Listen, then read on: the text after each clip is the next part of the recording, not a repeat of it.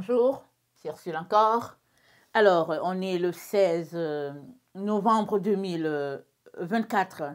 Alors, je viens sur la trompette aujourd'hui encore et je viens proclamer le retour de notre Seigneur Jésus-Christ. Amen et alléluia, soyons tous bénis, n'est-ce pas? Soyons remplis de sa joie.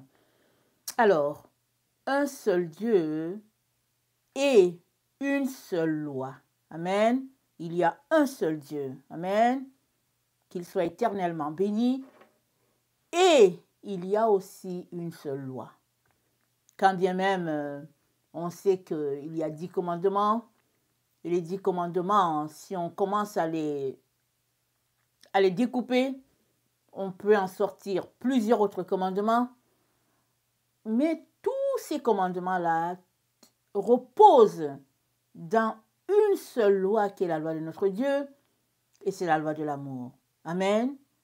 Et notre Dieu ne fait rien en dehors de sa loi à lui, de ce qu'il a établi depuis la création. Quand est-ce que la création a eu lieu? On ne sait pas. Ça fait longtemps que la création a eu lieu. On ne sait pas. Depuis les temps, on ne sait pas c'est quand. Un jour, devant Dieu, on saura certainement. Mais la Bible nous dit c'est d'éternité en éternité que notre Dieu existe. Amen. Et notre Dieu, il est lumière. Amen, il est lumière. Et on va revenir sur le texte qu'on a déjà vu il y a peut-être 2 ou 3 jours. Et je vais lire dans la version Taube, parce que la version Taube explique, détaille bien ce que le Seigneur nous donne, n'est-ce pas, de comprendre. Alors, 1 Jean 1, le verset, 1 Jean 5. Amen, 1 Jean 1, le verset 5. Et voici le message que nous avons entendu de lui et que nous vous dévoilons. Dieu est lumière. Et de ténèbres, il n'y a pas trace en lui. Si nous disons que nous sommes en communion avec lui, excusez-moi, si nous disons que nous sommes en communion avec lui, tout en marchant dans les ténèbres, nous mentons. Amen. Si nous disons que nous sommes en communion avec Dieu, mais en même temps nous marchons dans les ténèbres, le texte nous dit que nous sommes en train de mentir. Et nous ne faisons pas la vérité. Il parle de faire la vérité. Dans la version de Louis II, c'est dit marcher dans la vérité. Mais ici, ça dit nous ne faisons pas. C'est-à-dire que toi et moi pouvons faire la vérité. Faire quelque chose, n'est-ce pas? Ça sous-entend créer quelque chose. Alors, Dieu est en train de nous dire que si nous sommes en communion avec lui, ça veut dire ipso facto que nous sommes des enfants de lumière et ça veut dire que tout comme lui, nous sommes appelés à créer la lumière. C'est ça qu'il est en train de dire. Alors il dit, nous ne faisons pas la vérité. Et la lumière, c'est la vérité. Amen. La lumière, c'est la vérité. Alors si nous allons par exemple dans Éphésiens 4, parlant de vérité, Éphésiens 4 nous parle des fruits, les fruits de la lumière. Pour tout simplement faire une référence, n'est-ce pas, au fait que faire la lumière, c'est faire la vérité, c'est créer la vérité. Parce que faire, ça parle de créer. Alors, on va lire ça et puis on va retourner à notre texte que nous avons aujourd'hui. Dieu est bon, amen, alléluia. Et puis en tout temps, il est bon, amen. Voilà. Alors, Éphésiens 4, excusez-moi le bruit des feuilles. Éphésiens 4, attendez, on dirait, il ne faut pas que je me perde. Éphésiens, c'est Éphésiens 5. Ça dit, n'ayez donc aucune part avec eux. Je suis dans le verset 7.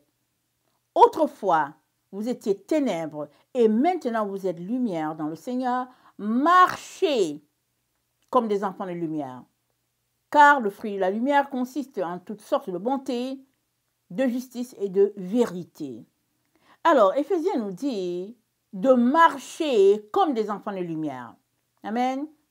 Et si nous retournons à notre texte de 1 Jean nous dit, il dit, si nous disons que nous sommes en communion avec Dieu, tout en marchant dans les ténèbres, il dit, nous ne faisons pas la lumière.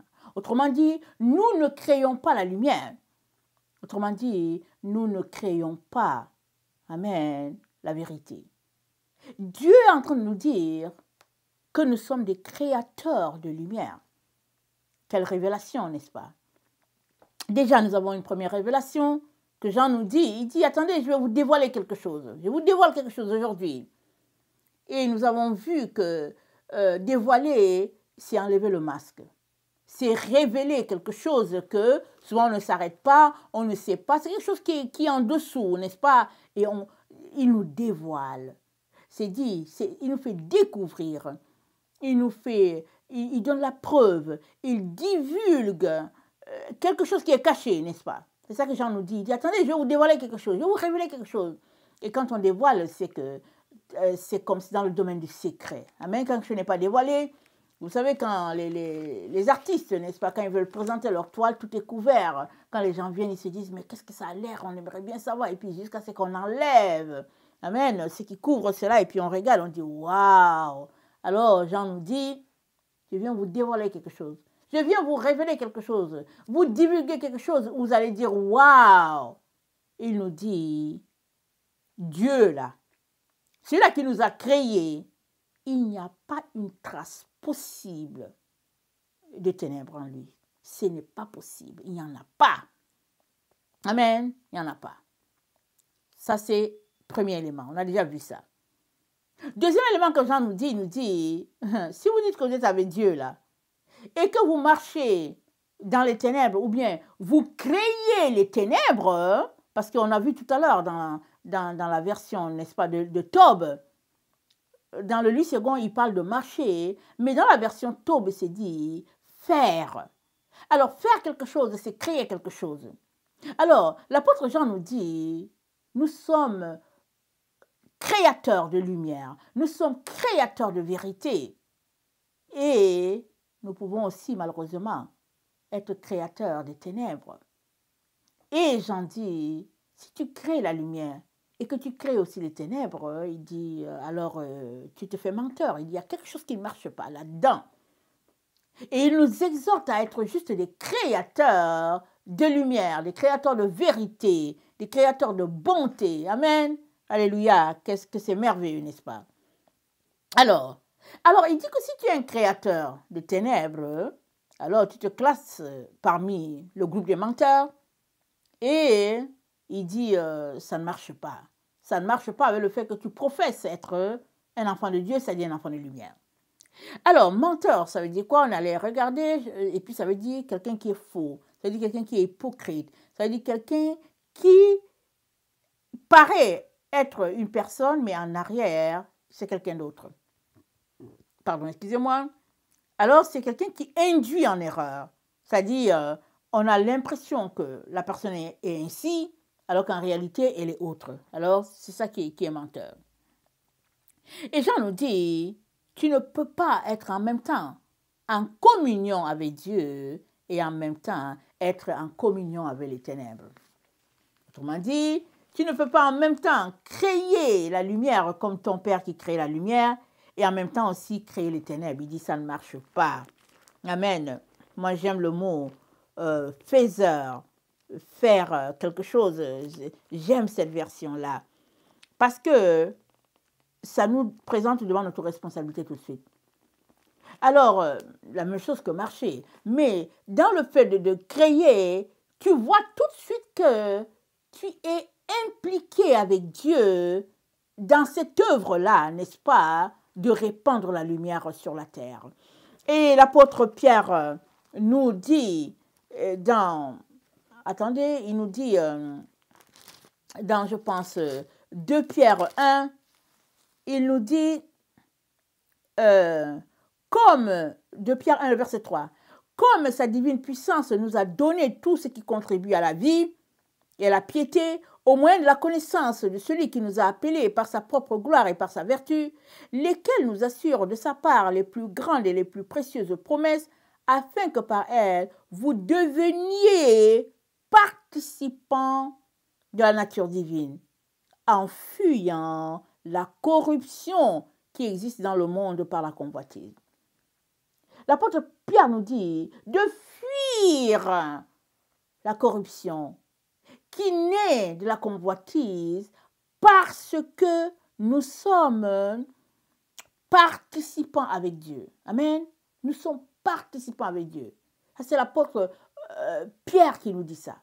Et l'apôtre Jean nous dit, nous sommes créateurs de lumière. Oh, waouh, quelle révélation. Alors, si tu fais, généralement, presque tout le monde crée, n'est-ce pas? Chacun crée. On est tous des créateurs de quelque chose parce que notre Dieu est créateur. Amen. Et l'apôtre Jean nous dit que nous sommes appelés à créer la lumière comme notre Père. Alors on peut s'arrêter pour dire non, mais c'est quand même quelque chose de grandiose, mais il ne faut pas exagérer parce que ça relève juste de Dieu. Mais non, quand on lit, on voit que l'écriture est claire là-dessus. Les apôtres en parlent. Si je prenais chaque apôtre et puis que je parcourais, certainement j'allais retrouver, je me mettrais à retrouver certainement les mêmes synonymes. Alors, aujourd'hui, le Seigneur aimerait que que tu saches que tu es un créateur et tu es un créateur de lumière comme ton Père céleste. Amen, alléluia. Waouh, que c'est si merveilleux. Alors, à partir du moment où nous savons que Dieu nous classe parmi les créateurs de lumière, tout comme lui, il a créé la lumière, il est donc important qu'on se pose cette question simple, qu'est-ce que donc je fais à créer les ténèbres? Parce que chaque fois que tu ne marches pas dans la lumière, alors tu es en train de marcher dans les ténèbres. Alors, ça veut dire que tu les crées. Le mensonge, la convoitise, la moquerie, au fait, les plaisanteries, tout ce que la Bible dit de ne pas faire, chaque fois que tu le fais, tu es en train de créer les ténèbres. Alors la question est celle-ci.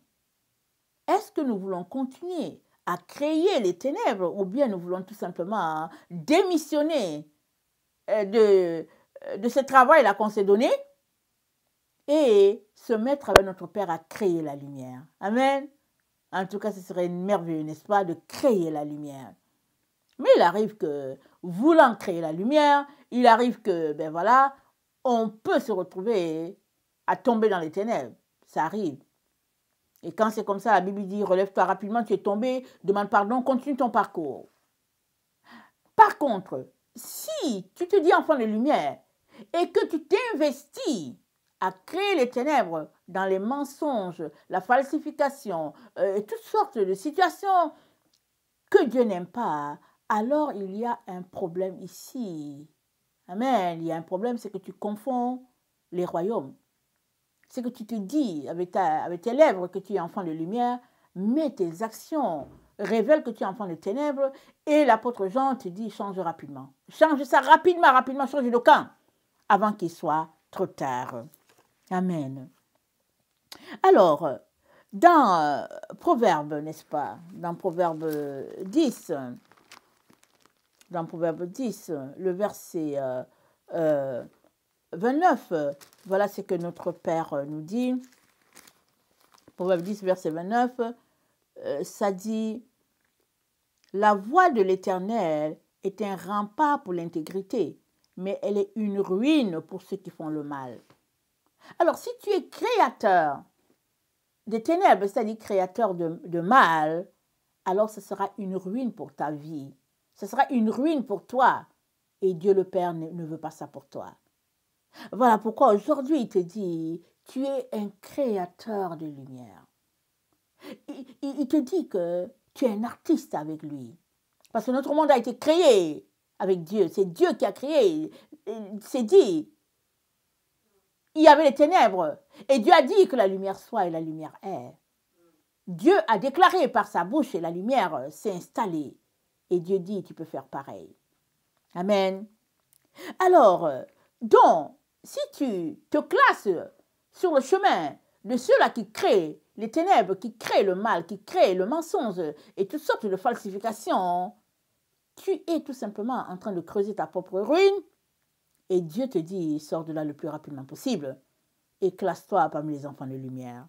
Amen. Alors, on va retourner, n'est-ce pas, à la création donc. Dans Genèse 1, Je suis dans la version Taube. Amen. On va lire peut-être un peu la version Louis II peut-être.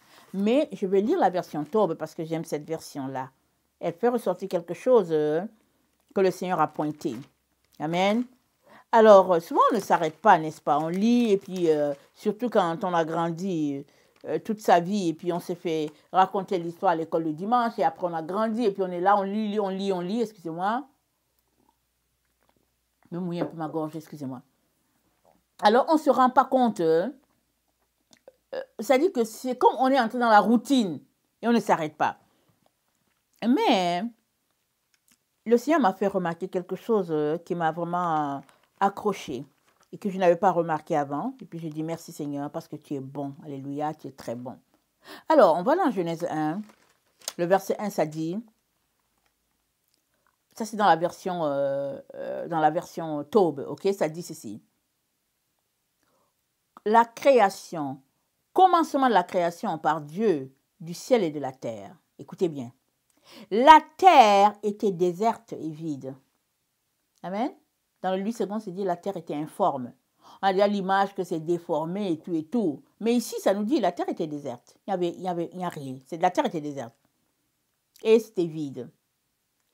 Et, écoutez bien, ils disent la ténèbre. Ils ne disent pas les ténèbres. Ils disent la ténèbre. La ténèbre à la surface de l'abîme. Le souffle de Dieu planait à la surface des eaux. Et Dieu dit que la lumière soit, et la lumière fut. Dieu vit que la lumière était bonne. Dieu sépara la lumière de la ténèbre. Alléluia et Amen. Dieu appela la lumière le jour, et la ténèbre, il appela la nuit. Il y eut un soir, il y eut un matin, premier jour. Amen. Alors, on a apporté cet enseignement sur la lumière et tout, être en communion avec la lumière. Voilà, c'est la vidéo, être en communion avec la lumière. Alors, Dieu est lumière, on l'a lu dans 1 Jean 1, le verset 5. Dieu est lumière, il n'y a pas de ténèbres en lui. Maintenant, retournons à la création. Allons-y dans Genèse 1, le verset 1. D'où vient la ténèbre? Ici, ça nous dit la ténèbre. Mais d'où vient la ténèbre? Amen? D'où est-ce que ça vient? Puisque Dieu est lumière. Il n'y a pas de ténèbres dans notre Dieu. Amen? C'est ici que Dieu apporte une révélation. Il nous apporte une révélation. La révélation que Dieu nous apporte, c'est que ici, là, à cette partie-là, c'était la deuxième création. Ce n'est pas la première. Et la deuxième création, c'est là où le mal s'est installé. Parce que ça parle de la ténèbre. Parce qu'il n'y a pas, n'est-ce pas, de ténèbres. Il n'y a pas de trace de ténèbres en Dieu. Le créateur de tout l'univers, être parfait, être de lumière, était tout simplement dans l'éclat de sa lumière à sa création. Il est et c'est tout. C'était juste lumière. Et il y a eu ténèbres. D'où est-ce que la ténèbre est venue? Il y a eu ténèbres. Et là, Dieu dit que la lumière soit à nouveau. Et la lumière fut, et Dieu a séparé la lumière d'avec la ténèbre qui s'est glissée là. Dieu a dit non, non, non. Moi, j'ai toujours voulu la lumière et mon monde sera lumière. Si bien que celui-là qui s'est rébellé contre Dieu et qui a envoyé les ténèbres était tout simplement distinct. Dieu l'a séparé d'avec lui. Dieu a séparé, n'est-ce pas, l'ennemi d'avec lui. Si bien que le monde était divisé en deux. Il y a eu dans le monde de lumière, encore à nouveau, et il y a eu celui de ténèbres, où maintenant, celui-là qu'on appelle Satan, qu'on appelle l'ennemi, c'est inséré, et Dieu a mis la séparation, claire et nette. Il a dit non, non, non, tu ne vas pas m'amener à accepter ton point de vue. Et le point de vue de l'ennemi, c'est un monde, n'est-ce pas, coussi-coussa. Un monde clopin, un peu de lumière, un peu de ténèbres. C'est ça qu'il veut, c'est ça qu'il aime. Et Jésus-Christ a dit quoi dans l'épître de Jean? Je ne vais pas les chercher parce que je ne l'avais pas cité. Jésus-Christ a dit, il est menteur dès le début et il n'y a pas de vérité en lui. Et il disait aux pharisiens, vous écoutez votre père le diable, parce que lui, il est menteur dès le début, il n'y a pas de vérité. Tout ce qu'il dit, il n'y a pas de vérité. Lui, là, il crée les ténèbres, il crée le mensonge. Donc, il a créé ici, et il s'est dit que bon, voilà le monde un peu comme moi j'aimerais, et il s'est dit, le souffle de Dieu planait à la surface des eaux. Le souffle de Dieu était là. Alors on peut s'arrêter pour se demander, mais pourquoi le souffle de Dieu était là sur les eaux? Amen. Alors si on va référer dans le livre de Pierre, Pierre dit que le premier monde a péri par un déluge. Pierre l'a dit, il l'a dit. Donc, Dieu plane sur les eaux et les eaux, c'est là que repose la parole de Dieu. Si on va dans le psaume 29, c'est dit, la voix de Dieu se trouve dans les grandes eaux. C'est là que la voix de Dieu se trouve. Et les eaux ici, c'est la parole de Dieu. Donc l'Esprit de Dieu planait à l'étendue, là où il y avait les eaux, l'Esprit de Dieu était là.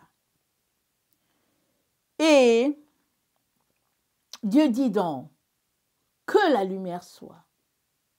Parce que Dieu ne va pas vivre dans les ténèbres. Et la lumière fut. Et à partir de là, la création, on peut lire, c'est fait le premier jour, c'est fait le deuxième jour, etc., etc., etc. Parce que le Seigneur aimerait que tu saches, dès maintenant, en partant, qu'en lui, il n'y a pas de ténèbres. Il n'y en a pas. Lui, il est lumière. Et dès que les ténèbres se répandent quelque part, il amène la lumière. Dans Genèse 6, n'est-ce pas? Dans Genèse 6, il y a une partie qui nous concerne beaucoup. Et c'est au verset 5. C'est dit, l'Éternel vit que la méchanceté des hommes était grande sur la terre et que toutes leurs pensées se tournaient chaque jour uniquement vers le mal. L'Éternel se repentit d'avoir fait l'homme sur la terre et il fut affligé il fut affligé en son cœur. Et l'Éternel dit, j'exterminerai de la face de la terre l'homme que j'ai créé, depuis l'homme jusqu'au bétail, aux reptiles, aux animaux du ciel, car je me répands de les avoir faits. Dieu dit, ok, le cœur de Dieu était en peine du fait que les hommes qui étaient là sur la terre, les êtres humains, ils ne faisaient que la souiller la terre. Dieu dit, moi je me répands. Non, il était mécontent. Il était triste du fait que les hommes étaient juste portés vers le mal. Et si nous regardons notre monde aujourd'hui, c'est ça qui se passe, n'est-ce pas? Le bien appelé mal, le mal est appelé bien, les gens ont la difficulté à avoir de la compassion, et c'est un monde différent de ce que, exemple, nos parents ont connu. Exemple, si on prend l'exemple de nos parents, ou bien les baby boomers, si on prend l'exemple, le monde dans lequel on vit, il est carrément différent du leur. Et dans le temps où nous nous trouvons, Dieu dit encore que la lumière soit. Amen. Dieu dit que la lumière soit. Et il t'informe que toi, tu es créateur de cette lumière-là. Parce que Dieu a beaucoup d'enfants sur la terre, ils sont répandus partout. Amen. Ils sont répandus partout. Tu te dis enfant de Dieu parce que Jésus-Christ est mort pour toi, tu as donné ta vie à Jésus, alléluia, amen, tu es baptisé, alléluia, amen, tu as le Saint-Esprit, alléluia, amen. Ça dit, tout cela, Dieu dit alléluia, amen avec toi. Mais Dieu dit, maintenant, arrête-toi, travaille comme moi, ton Dieu, a créé la lumière et laisse le travail de créer les ténèbres. Il dit, laisse ça de côté, crée la lumière. C'est ça que je te demande, c'est ça que Dieu dit. Et c'est là que nous sommes, c'est là notre texte d'aujourd'hui. Alors, notre Dieu nous informe que, au-delà, n'est-ce pas, du fait qu'on est chrétien, on est enfant de Dieu, alléluia, Jésus-Christ est mort pour nous, on est content. Dieu dit, ce que j'attends de mes enfants, ce que j'attends des habitants du ciel, ce que j'attends de mes ambassadeurs, c'est qu'ils soient au même travail que moi, celui-là de créer la lumière à tous les jours, à chaque instant. Parce que Dieu crée jusqu'aujourd'hui.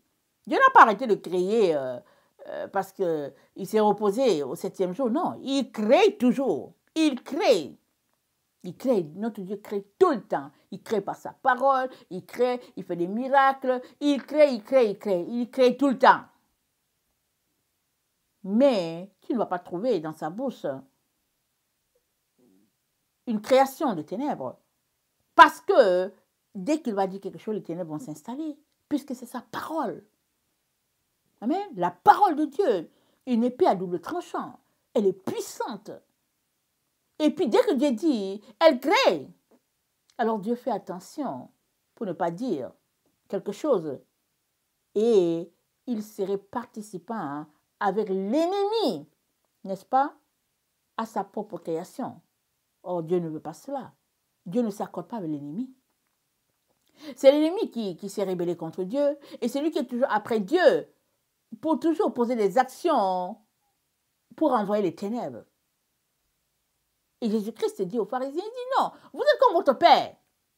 Il a été meurtrier, il est menteur. Dès le début, il ne fait que créer tout ce qui est ténèbres. Et Jésus-Christ nous dit, ne faites pas comme eux. Mettez en pratique la parole. C'est-à-dire, créez la lumière. Pourquoi? Parce que notre Dieu est lumière et en lui, il n'y a pas de trace de ténèbres. Il n'y en a pas du tout. Alors, dans Jean 14, le verset 23, Amen, Jean 14, verset 23, je vais déposer.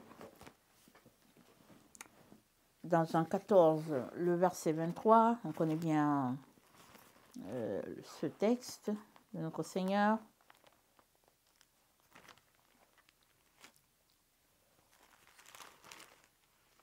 Il dit,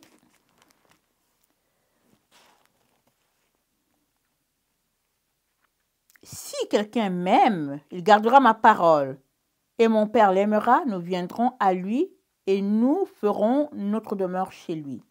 Amen. Si quelqu'un m'aime, il gardera ma parole et on va venir chez lui et on va demeurer. C'est-à-dire, on va habiter. C'est-à-dire, on va tabernacler avec lui. Et nous nous rappelons le tabernacle, n'est-ce pas? Le tabernacle, c'était fait de toile, c'était monté. Et après, quand Israël se levait pour partir, il démontait le tabernacle et puis il partait. Et puis la Bible nous dit, c'était une figure des choses à venir. Maintenant, notre Dieu nous dit, si quelqu'un m'aime, mon Père et moi, nous allons venir, nous allons tabernacler en lui. Nous, on ne va pas prendre la tente pour partir. On vient au tabernacle là, on reste là dans la personne. Alors, une personne en qui Dieu est, une personne en qui Dieu tabernacle, est appelée, amen, à arrêter de créer les ténèbres. D'une manière ou d'une autre. C'est ta responsabilité. Dieu va t'aider, n'est-ce pas? Mais c'est ta responsabilité et il t'encourage fortement à être créateur de lumière parce que ta communion avec Dieu va demeurer éternellement tant et aussi longtemps que tu choisis, n'est-ce pas, de créer, d'être un créateur de lumière, ça va demeurer. Mais si en même temps tu crées la lumière, en même temps tu crées les ténèbres et puis tu restes là longtemps, à un moment donné, le Saint-Esprit va juste te dire bye parce qu'il ne peut pas habiter là. À un moment donné, c'est tellement au fait dans beaucoup de confusion que le Saint-Esprit tout simplement se retire. Et Dieu n'aimerait pas ça, n'est-ce pas? Que cela puisse se retirer. Alors il nous dit d'être créateur de lumière. Alors, dans la version de Tob, c'est dit, si quelqu'un m'aime, il observera ma parole et mon Père l'aimera. Nous viendrons à lui et nous établirons chez lui notre demeure. Amen. Nous établirons. Papa et puis Jésus, Papa Dieu, Jésus, ils vont venir, vont s'établir en toi. si tu aimes la parole de Dieu. Qu'est-ce qu'il est en train de te dire? Il est en train de te dire, aime la parole. Et quand on aime quelque chose, qu'est-ce qu'on fait? On est avec à tout moment. On la lit, on la décortique, on laisse aller les autres choses parce que on aime que Dieu le Père et Dieu le Fils demeurent en nous. Amen. Donc c'est ça.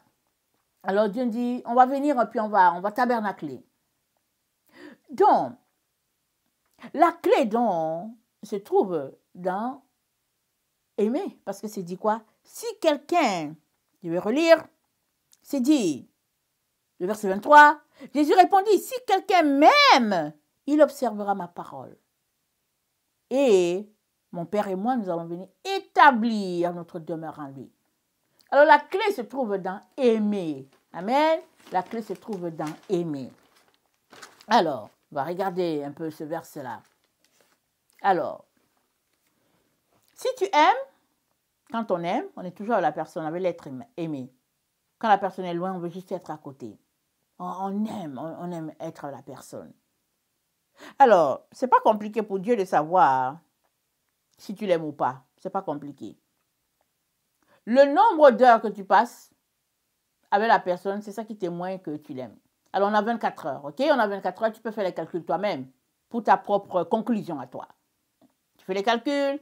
Suppose que tu fais partie de ceux qui disent qu'il te faut 8 heures de sommeil. Exemple, alors tu enlèves tes 8 heures de sommeil. Alors, j'espère pour moi que je suis capable de faire mes calculs, hein, excusez-moi. Donc, il te reste 18 heures. Dans 18 heures, disons que tu travailles combien d'heures? Disons 8 heures. Donc, il te reste 10 heures. Dans 10 heures, il faut que tu voyages, il faut que tu manges, il faut que tu... Alors, si tu finis de faire ça, hein, combien de temps tu passes avec Dieu? Disons, en gros, disons que tu passes 1 heure avec Dieu. On dit ça pour toi. Disons que tu passes 1 heure avec Dieu. Et puis les autres, tu vas dire, c'est pas de ma faute, je dois voyager. Je dois aller à mon travail, et puis ben voilà. Et puis là, je travaille dans le monde séculier. Je dois travailler parce que je dois gagner ma vie. Parce que le Seigneur m'a donné ce travail, il veut que je paye mon loyer, il faut que je mange et tout ça. OK. Alors tu passes 1 heure avec Dieu, tu reviens, tu as 10 heures qui te restent, tu passes 1 heure avec Dieu. Disons que tu passes 3 heures avec tes enfants, parce que tu les apprends à faire les calculs et tout ça. Donc, il te reste 6 heures. Et les 6 heures là, tu les passes avec qui? Amen? Tu les passes avec qui? Avec tes amis, avec Facebook, avec WhatsApp. Avec qui tu passes les autres heures? Parce que Dieu, lui, c'est pas compliqué. Il fait les calculs et puis il va te dire, voilà le nombre d'heures que tu as passé avec moi. Amen. Voilà le nombre d'heures que tu as passé sur Facebook. Voilà le nombre d'heures que tu as passé à bavarder. Je ne sais pas avec qui. Et il dit, on fait le total. En gros, voilà, tu as passé 5 heures du temps que tu avais à ne rien faire, parce que quand tu bavardes et puis tu es sur Facebook, tu zappes les choses, tu ne fais rien, et puis finalement, avec Dieu, tu as fait 1 heure. Alors, si tu as fait 1 heure avec Dieu, et puis tu as fait 5 heures avec les autres choses, toi-même, tu peux constater que, au fait, tu es en train de pratiquer le mensonge. Parce que aimer, ça suppose prendre du temps avec. Ça suppose avoir de l'intimité avec. Ça suppose être en communion avec. Et l'amour s'exprime en temps. Alors, quel est le temps que tu consacres à cet être aimé-là, que tu chéris tant? Quel est le temps? Parce que c'est là que les choses se jouent. Amen. Alors, dans... Attendez, je suis dans... Voilà. Dans Apocalypse 22, le verset 14, voilà ce qui est dit. Dans Apocalypse 22, le verset 14, on va lire ça. Apocalypse 22, le verset 14.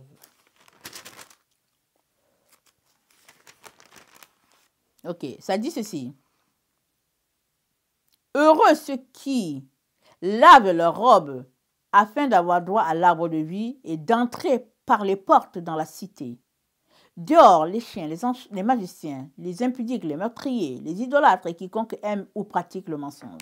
Donc voilà, ici ça parle de pratiquer le mensonge. C'est-à-dire ici ça parle de créer le mensonge, c'est-à-dire créer les ténèbres. Dieu dit si tu fais partie de ceux qui créent les ténèbres, alors tu resteras dehors. Et il dit, heureux ceux qui lavent leur robe. Laver leur robe, c'est quoi?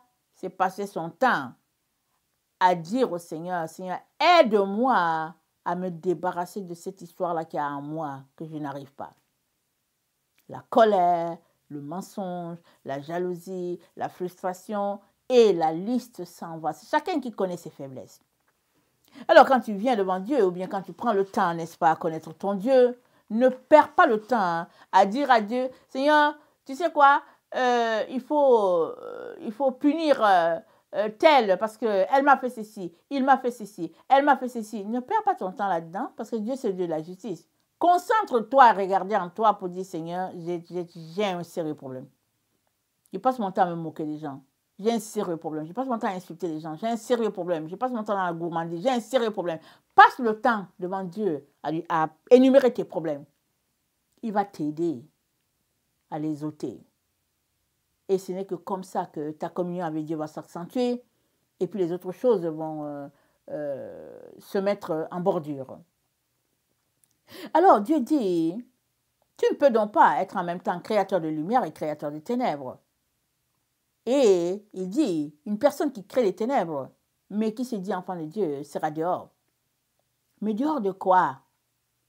Il sera dehors du mur. Amen. Le mur qui délimite, n'est-ce pas, l'enceinte de Dieu, l'enceinte du Père. Le mur qui délimite le ciel. Alors on peut s'arrêter pour dire, mais le ciel, il est où? Le ciel, il est où? Amen. Le ciel, il est juste là où tu es. Amen. Excuse-moi de te décevoir. Le ciel, il est juste là où tu es. Il y a plusieurs personnes qui disent, ah non, mais vraiment, j'attends quand je vais aller au ciel et tout. Mais le ciel, c'est là sur la terre. C'est là où tu es, c'est le ciel. Si tu crées le ciel, tu es créateur de lumière. C'est ça que Dieu dit. Et tu es en train de créer le ciel à tous les jours dans ton environnement, hein, ou bien attends-tu de partir en voyage en l'air et puis enlèvement? Parce que l'ennemi, n'est-ce pas, a trompé les enfants de Dieu. Au lieu qu'ils se concentrent à créer le ciel dans leur environnement, ils passent le temps à rêver qu'ils seront enlevés, ils vont partir. Ne vous inquiétez pas, j'ai prêché l'enlèvement. Non, aujourd'hui je prêche le contraire parce que je sais comment le Seigneur m'a dirigé à ouvrir mes yeux pour que je comprenne certaines choses et puis que je comprenne que, en tout cas, il y a beaucoup de choses que les hommes ont ajoutées ou bien expliquent à leur manière, si bien que ce que Dieu veut communiquer est carrément tordu, est carrément mis, n'est-ce pas, en bordure.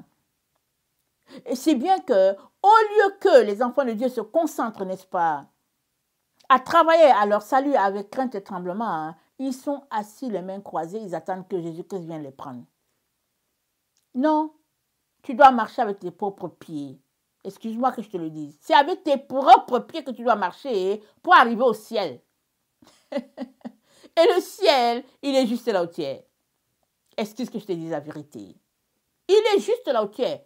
Parce que toi et moi sommes appelés à créer le ciel là où nous sommes, à créer la gloire de Dieu là où nous sommes, que ce soit au travail, que ce soit dans ton gymnase, que ce soit en train de préparer ta cuisine, que ce soit au téléphone, peu importe où tu es appelé à créer la lumière parce que tu es un créateur de lumière. Alléluia et amen. Et on a vu les fruits de la lumière, la bonté, la vérité, et puis j'ai oublié le troisième élément. Excusez-moi, j'ai oublié le troisième élément. Alors, la bonté, la vérité, et puis ben voilà, ça ne vient pas. Donc, vous allez regarder ça dans Éphésiens 5. Amen. Pour voir le fruit de la lumière. Parce qu'il y a 3. Alors, Dieu nous dit, si tu c'est-à-dire que si tu ne te dépouilles pas, n'est-ce pas, des œuvres de ténèbres, si tu ne te concentres pas à créer la lumière uniquement, ou bien si tu perds ton temps à créer et la lumière et les ténèbres, il te dit, tu seras jeté dehors. Alors dehors de l'enceinte de Dieu, amen, l'enceinte du Père, et cette enceinte c'est où on voit que le ciel, c'est là où tu es. Parce que tu es appelé à créer le ciel à l'endroit où tu es. C'est à toi qui crée ton environnement. Tu crées cet environnement propice à ce que la gloire de Dieu soit là. Et puis, tu es créateur comme Dieu. Amen. De telle sorte que si tu es quelque part, les autres savent que Dieu est là. Parce que tu es là. Parce que Jésus-Christ a dit quoi? Il dit, tu es le sel de la terre. Tu es la lumière du monde. N'attends pas que Jésus-Christ vienne te voir pour te dire, hey, Martin, écoute, je vais avec toi et puis aujourd'hui on va appuyer un bouton et puis on va créer le ciel. Non, c'est à toi de le créer parce que Jésus-Christ t'a tout donné. Il t'a tout donné, tout est dans la Bible. Et tout est dans ta volonté de venir dans sa présence. Alors que tu viens dans sa présence, alors là, Jésus-Christ va t'aider, va te révéler ce qu'il y a dans ta vie, qui fait que la lumière de Dieu n'est pas à son maximum. Alors, en te le révélant, n'est-ce pas, c'est des ombres, n'est-ce pas? C'est des ombres, c'est des ténèbres qui sont là, qui s'en vont, qui te quittent. Et alors, la lumière de Dieu éclate en toi. Et tu es la gloire de Dieu. Amen, alléluia. Alors, donc, si tu perds ton temps à créer et lumière et ténèbres, tu seras jeté dehors. Tout comme la personne qui crée juste les ténèbres. Tu seras dehors. Alors, dehors d'où? Dehors de l'enceinte de Dieu. Et tu es appelé à créer cela. Et prenons l'exemple de Jéricho. Amen. Prenons l'exemple de Jéricho. La Bible nous dit que Israël est venu. Israël a marché 7 fois autour du mur de Jéricho. Et le mur de Jéricho s'est écroulé. Amen. Alors, je prends l'exemple de Jéricho parce que c'est quelque chose qui est frais à notre esprit. Tout le temps, tout le temps. Et le mur représente la protection d'une ville. Dans les temps anciens, les villes étaient protégées par des murailles. Alors, dans notre temps, bon, c'est différent. Les villes sont beaucoup plus grandes et tout. Mais de plus en plus, les pays, ils mettent des murailles, n'est-ce pas, pour bâtir afin d'empêcher que les gens entrent, surtout aux portes d'entrée. Toutes les villes, bien les pays, ils ont des portes d'entrée. Et puis, généralement, pour la protection du pays, les gens bâtissent, ils mettent un mur là, pour la protection. Mais Dieu, il va mettre le mur au ciel comment? Amen. Il va mettre le mur comment? Alors, allons-y dans Apocalypse 21, le verset 14. Apocalypse 21, le verset 14, ça dit ceci. Les remparts de la cité avaient 12 assises, et sur elles les 12 noms des 12 apôtres de l'agneau. Celui qui me parlait tenait une mesure, un roseau d'or, pour mesurer la cité, ses portes et ses remparts. Les remparts, c'est les murs. Donc l'ange, il mesurait le mur. Donc, il y a un mur. Si tu ne le vois pas, c'est pas grave, mais l'ange, il sait où est le mur. Et le Seigneur aimerait que tu sois dans l'enceinte du mur. Il ne veut pas que tu sois en dehors du mur. Et il te dit, qui sont les gens qui seront en dehors? C'est ceux-là qui créent les ténèbres. Et ceux-là qui créent ténèbres et lumière, il dit, eux, ils seront en dehors. Et Dieu te dit, voilà qui garde le mur. Ici, ça nous parle d'ange. Et puis dans Zacharie, si on va dans Zacharie 2, excusez-moi, Zacharie, c'est juste beaucoup plus proche du Nouveau Testament.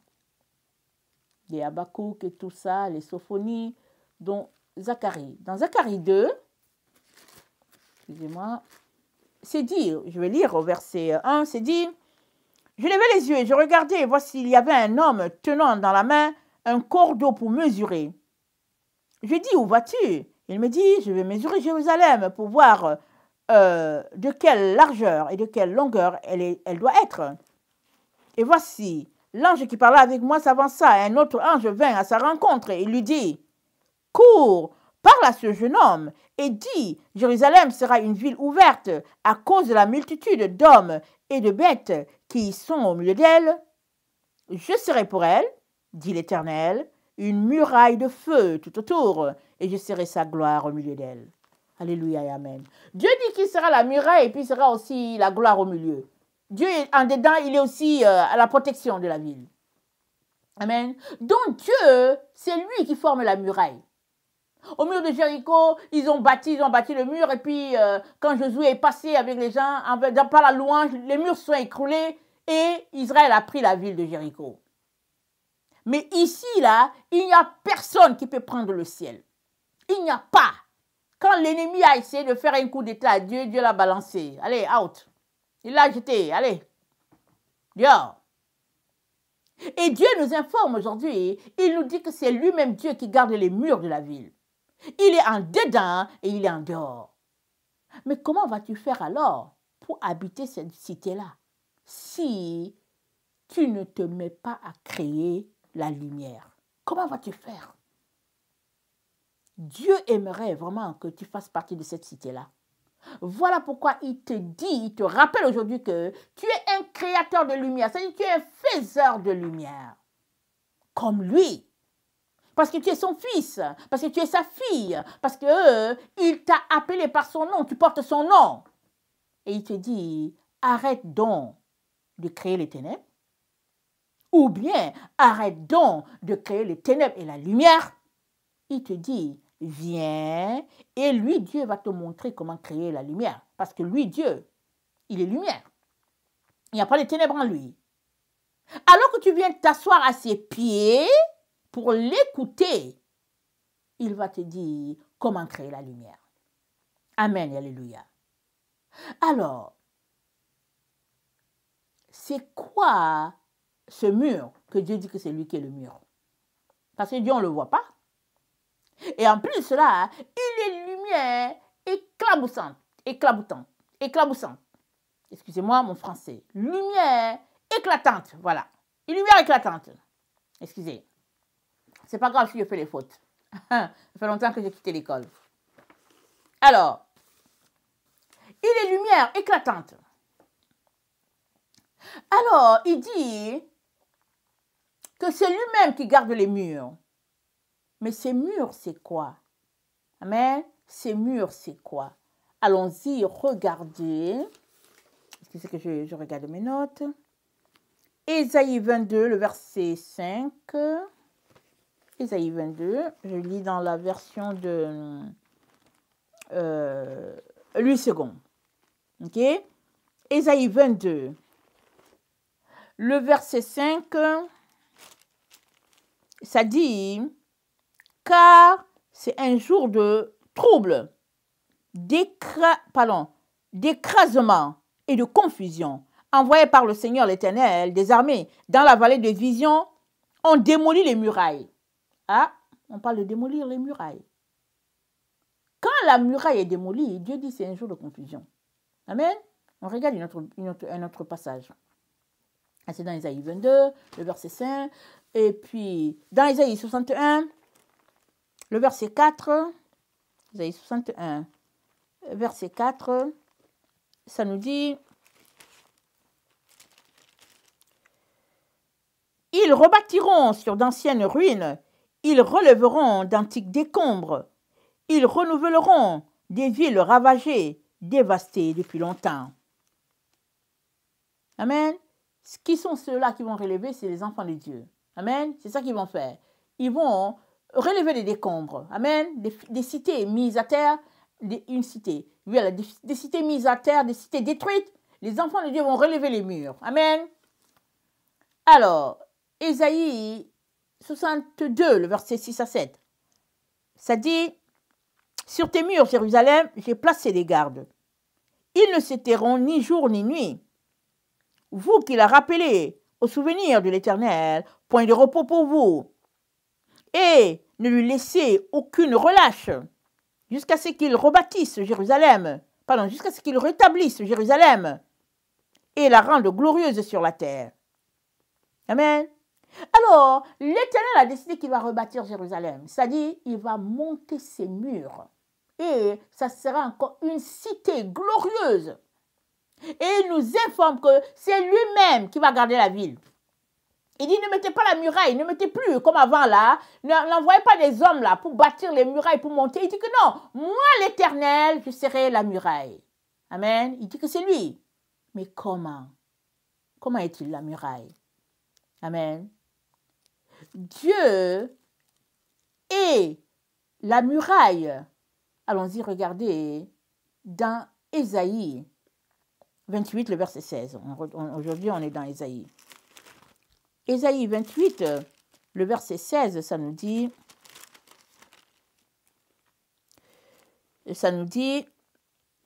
c'est pourquoi ainsi parle le Seigneur l'Éternel, voici j'ai mis pour fondement en Sion une pierre éprouvée, une pierre angulaire de prix, solidement posée, celui qui la prendra pour appui n'aura point hâte de fuir. Alors, Dieu, lui, il sera celui-là qui va garder la ville parce qu'il a placé une pierre qui est là. Et cette pierre, c'est Jésus-Christ lui-même, qui est descendu et a pris la forme humaine et nous a montré comment faire. Amen. C'est lui qui nous a montré comment faire. Donc Dieu, il nous dit, c'est moi la muraille. Et il a délégué le rôle à son fils Jésus. Et Jésus-Christ est venu, il nous a montré comment faire. Amen. Et 1 Jean 5, le verset 2 à 4, pour rappeler notre texte qu'on a depuis quelque temps que Dieu nous a donné, n'est-ce pas, depuis 2 ou 3 jours. 1 Jean 5, on va lire ça. Excusez, je suis dans la version Taube. Excusez-moi le bruit des feuilles, ok? 1 Jean 5, le verset 2 à 4, ça dit « À ceci, nous reconnaissons que nous aimons les enfants de Dieu si nous aimons Dieu et mettons en pratique ses commandements. Car voici qu'est l'amour de Dieu, que nous gardions ses commandements, et ces commandements ne sont pas un fardeau. Puisque tout ce qui est né de Dieu est vainqueur du monde. Et la victoire qui a vaincu le monde, c'est notre foi. Amen. C'est ta foi qui triomphe du monde. Ta foi en qui? Ta foi en Dieu. Parce que Dieu dit, c'est lui qui garde la ville. Et puis, il te dit, par la foi, amen, tu vas faire partie, n'est-ce pas, de ceux-là qui créent la lumière, comme ton Père céleste. Et il dit, c'est par l'amour, les commandements de Dieu. Donc, les commandements de Dieu, c'est ça la muraille de la ville. Amen et alléluia. On l'a déjà vu, Dieu ne peut pas faire quelque chose en dehors de sa loi. Et la loi de Dieu, c'est quoi? C'est l'amour. Mettons tout ça dans un seul sac, un seul package. C'est un seul, il n'y a pas 1000. On peut piger, on va tirer un commandement, on va dire, ok, tu ne tireras point. On remet le truc. On tire, on dit, ah, tu ne voleras point. On remet.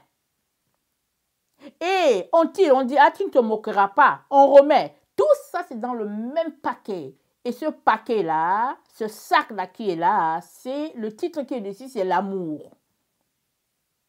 Alors, si tu es créateur de lumière, ça veut dire que tu fais partie de ceux-là qui ont décidé de marcher selon le commandement de Dieu.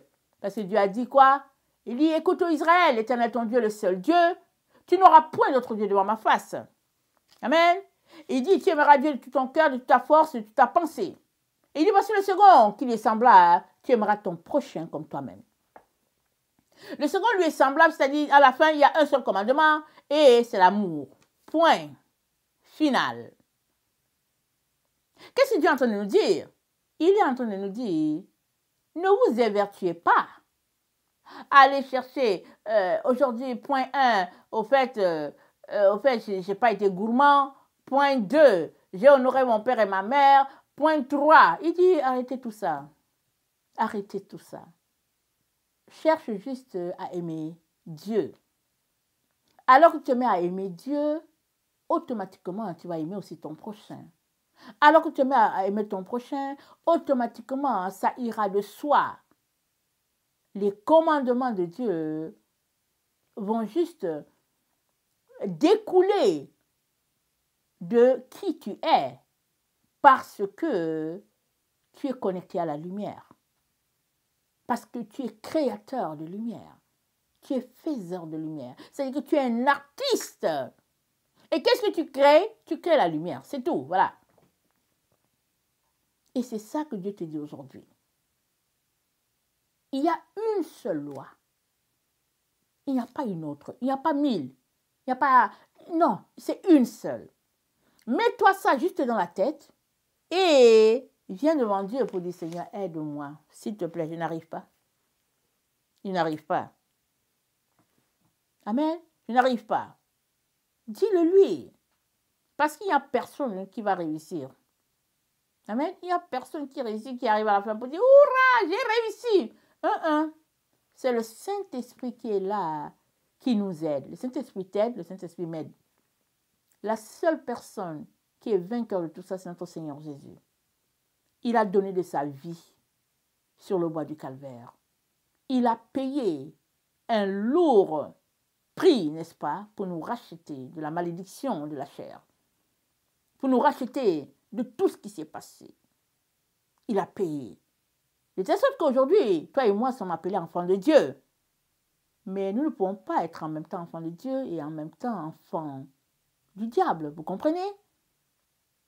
Si on a décidé qu'on est enfant de Dieu, alléluia, amen, c'est une bonne chose. Comportons-nous donc comme notre Père s'attend à ce qu'on se comporte. Il s'attend à ce qu'on marche dans l'amour. Il s'attend à ce qu'on soit des créateurs de lumière, des créateurs de vérité, des créateurs de bonté. C'est ça qu'il attend de nous. Alors que nous venons dans sa présence, il va downloader son esprit en nous. Il va downloader sa présence. Il va downloader son poids. Amen. Il va downloader ça en nous. De telle sorte qu'on va recevoir sa décharge à lui. Et on sera comme lui. Amen. De gloire en gloire, on sera transformé à tous les jours jusqu'à ce que nos yeux le voient face à face un jour. Amen. Alors, Paul a dit quoi? Il dit absent de ce corps, c'est être avec le Seigneur. Et si tu es dans ce corps, tu es présent, ce que tu as du Seigneur, c'est s'il se révèle à toi, s'il vient à toi. Mais un jour, Dieu voulant, si tu n'es plus dans ce corps, au fait physique, c'est que tu es de l'autre côté, n'est-ce pas? Dans la présence de Dieu. Et alors qu'on est là, dans ce temps où Dieu va se manifester dans toute sa gloire, parce que la Bible dit que le trône de David sera sur cette terre. C'est ça que la Bible dit. Alors que le trône de David s'installe sur cette terre, tu vas finir par voir, n'est-ce pas, ton Seigneur. Parce que le roi David s'est dit que le trône de David va s'installer à travers le siège de David. Et puis nous savons que Jésus-Christ est venu à travers la famille de David. Amen. Alors Jésus-Christ est celui-là, n'est-ce pas, qui établit le règne de David sur la terre. Il est donc très très important que nous puissions, n'est-ce pas, nous concentrer à créer la lumière et à la bâtir. Même si nous éprouvons, n'est-ce pas, des chutes de temps en temps, il faut se relever. Amen. Il n'y a personne qui n'est pas tombé. Il n'y a aucun enfant qui apprend à marcher si ses parents ne le laissent pas tomber. Tous les enfants que les parents gardent, qu'ils ne veulent pas que l'enfant tombe, l'enfant ne va pas marcher. Il faut laisser l'enfant tomber. Et quand il tombe, tu fais comme si tu ne l'as pas vu. Il regarde autour de lui. S'il voit que tu es ailleurs, il se relève. Il continue son chemin. Mais s'il voit que tu l'as regardé, il se met à pleurer. Pourquoi? Parce que l'orgueil est déjà là. L'orgueil est déjà là dans un enfant qui a à peine 1 an. L'orgueil est déjà là. Et le roi David dit, ma mère m'a conçu dans le péché. Alors le péché, quand nous naissons, le péché est déjà là en nous. Mais Dieu qui est mort sur la croix à travers son Fils Jésus, nous a délivrés de ce péché-là. Et il ne veut que nous aider afin que sa gloire, n'est-ce pas, soit répandue sur la terre à travers toi, à travers moi, à travers chacun de ses enfants. Amen. Et c'est comme ça que la terre sera remplie de la gloire de Dieu. Amen. Que le Seigneur bénisse sa parole. Amen. Et puis que nous puissions venir, n'est-ce pas, malgré nos faiblesses, malgré nos chutes, que nous puissions venir reprendre, n'est-ce pas, la course avec le Seigneur, sachant que par la foi, nous arriverons, n'est-ce pas, à faire partie de l'enceinte du Père. Amen. Soyez bénis, je vous aime beaucoup. Amen. Alléluia.